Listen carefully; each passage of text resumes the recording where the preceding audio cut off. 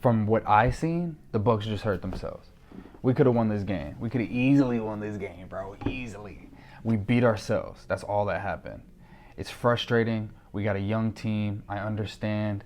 Like, they're young and they're gonna have their mistakes, but it's super frustrating as a fan because we had all the pieces to at least go to the next round and even play, in the NFC Championship. I believe that, but when you only have 7 possessions in the game, it's super, super, super hard to win a game. We ran the ball effectively.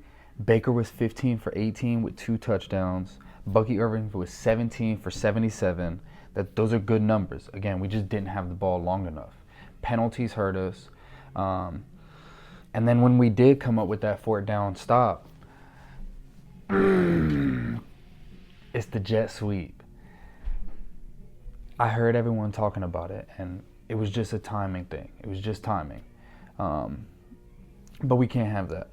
One of the main things people was talking about is Todd Bowles. Todd Bowles, Todd Bowles. Every video that I see, someone's just talking about Todd Bowles. Does he deserve the job? Does he deserve to keep the job? It's freaking bananas to me. I like Todd Bowles. A couple things he said in the press conference that he had. I'm proud of the way we fought. We had chances to win this game. Obviously, it wasn't good enough. From what I'm hearing is Todd Bowles' job is safe. Everything that I'm hearing from what Todd Bowles is saying, he's talking about him and Jason LICHT going through and analyzing the good, the bad, the pros, and then the major things that are going to happen in the offseason, which is what I'll get to next.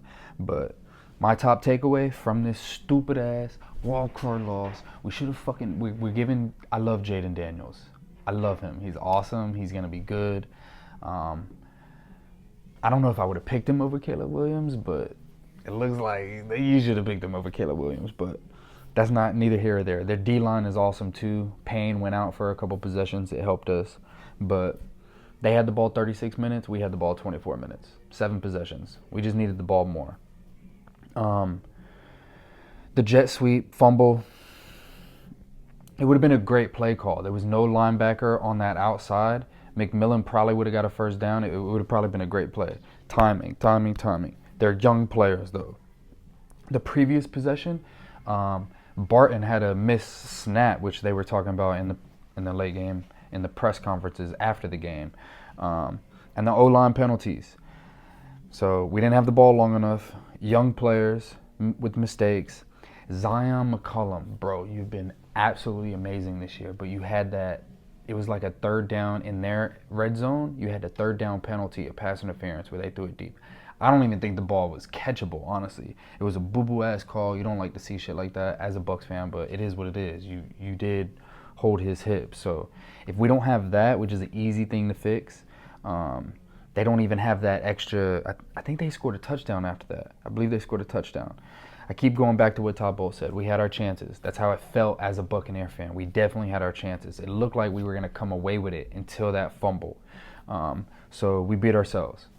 It's frustrating that we beat ourselves. We're going into next year.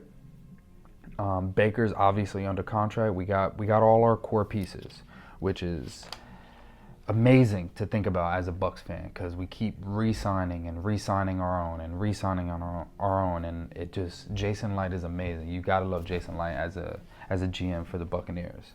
That brings me to the Buccaneers offseason.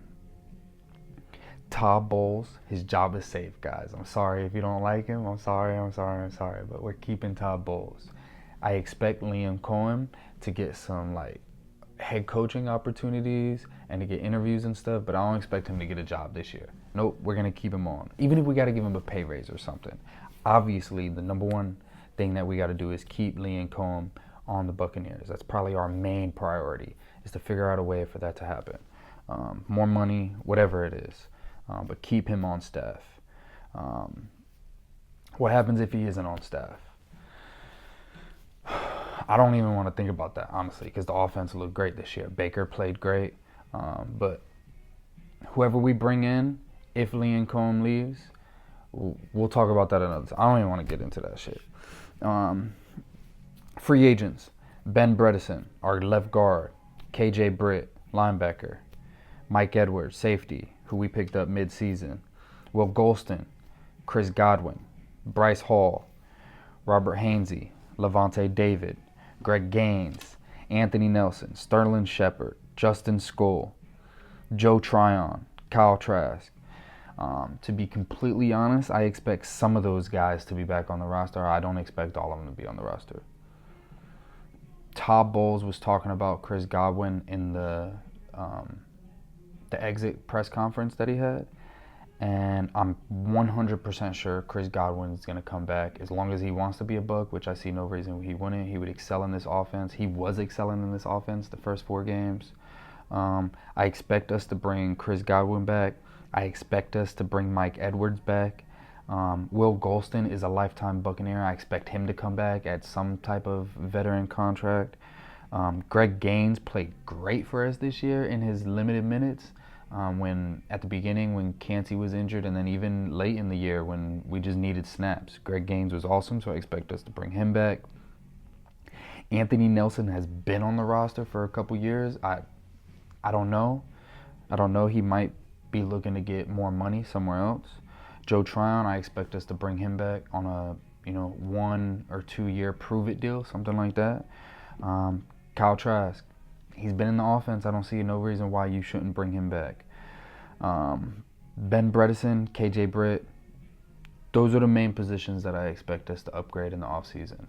Whether it be a free agent or a draftee, or honestly, Jason Light and the Buccaneers usually do both of them. They usually overlap those two. So if we draft Vita Vea, we usually sign, who was it? I think that was Sue, right? Dominic Sue. Yeah, we drafted Vita Vea and we got Dominic Sue. So it's things like that. So I expect us to draft a starting guard or center or tackle, and then put him at left guard or right guard. And I expect us to sign a free agent, veteran, experienced guard. I expect us to draft a middle linebacker, and I expect us to sign a middle linebacker. Now that signing might be already on the roster. Someone like Deion Jones, 45, he was playing a lot. He is not Devin White.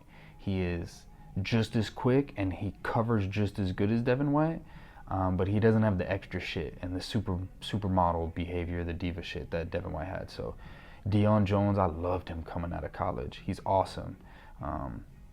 He got a lot of playing time, and they even talked about him in the exit press conference. So I think he's going to get a lot of opportunity early next year. Outside linebacker as well. We got to find, Joe Tryon, Anthony Nelson, Will Golston. These guys are technically not signed by us right now, so I expect us to go get somebody. Is it going to be a splash play? I don't know. Khalil Mack. I don't know who else would be out there, but I know Khalil Mack is out there. If it makes sense, the Bucs will look into it, but we're usually in that mid-level, not the biggest, most, like with JPP that 1 year, he was the biggest pass rusher, but I think he was coming off injury. He hadn't proved it yet, so something like that, something like a JPP. Levante David, Joe Tryon, Trask, Edwards, I expect them all to sign a 1 year deal. Levante David is probably going to get a 1 year, $8 to $10 million. He's been playing great. There's no reason to even think about him not being on the Buccaneers. He either wants to be a Buccaneer or he's retiring. It's those two options. He's in the Ring of Honor already. He's a Hall of Famer, first ballot, easy. He just slots into those other great Buccaneer players of all time. And the Buccaneers are actually making their case to all-time greats. If you put in all the all-time players, we're going to have a whole defense within the next couple years. What else do I got to get into? We need cornerbacks. We need to upgrade our cornerbacks as well. Jamal Dean, he was injured. Zion McCollum is awesome. We need a couple more. We just need them. Our young core, we need to build around these guys. Yaya Diaby, Zion McCollum, Kalijah Cansey, Vita Vea, Winfield, Servassier Dennis. We didn't see him a lot this year. He was injured, but this dude is going to be a stud. I expect him to be that guy that replaces KJ Britt next year. Servassier Dennis. Remember I told you, I think he's number 8. I think he's number 8 on defense. We got our whole offensive line is raw, from Wirfs, Barton, Mock, and Gedeke and Isian. And then Todd Bowles said that Gedeke was the one who progressed the most in his, exit press conference, which, our left and our right, and then our center is solidified. It's just those inside guards. Mock did a great job this year playing in between the two good ones, so we need to upgrade Ben Bredesen, honestly. Tyke Smith and Christian Isian, I expect them to play an even bigger role next year. Them guys were in the slot. They were injured a lot this year. If they can stay healthy, our secondary is not going to look the way that it is. So, offseason, we need to focus on keeping Liam calm. We need to draft and sign linebackers, outside pass rushers, and then cornerbacks. And then we need to draft a starting left guard. That's what I see us doing. First round, starting left guard, and then the rest is just going to be defense based off of who is in that slot where we pick.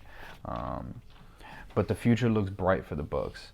I expect us to go into next year being the favorites to win the NFC South. And if you got any issues with that, suck it, bro, because it's just ours to lose. It's that simple. We got Baker, we got Mike Evans, who is going to get another 1,000 yards, and I know you guys don't take that serious. A lot of the people in my committee, they don't take that serious, but you could suck it too, bro. You could suck it. We don't give a shit. No.